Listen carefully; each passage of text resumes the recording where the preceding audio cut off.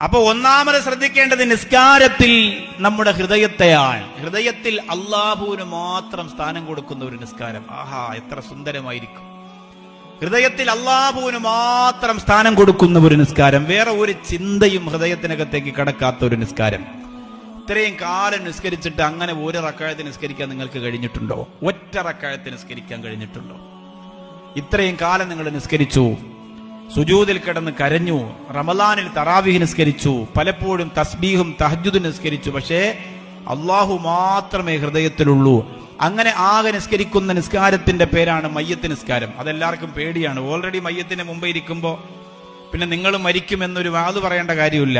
നമ്മുടെ കൂടെ നടന്ന ചെറുക്കനാണ്, ഇതായിരിക്കുന്നു, റബ്ബേ പടച്ചോനെ, അല്ലാഹു അക്ബർ, അല്ലാഹ്. പിന്നെ വേറെ ഒരു ചിന്തയില്ല. 4 തക്ബീർ കെട്ടുന്നത് വരെ റബ്ബോ ഞാൻ എങ്ങനെ മരിക്കും പടച്ചോനെ, അല്ലാഹുവേ.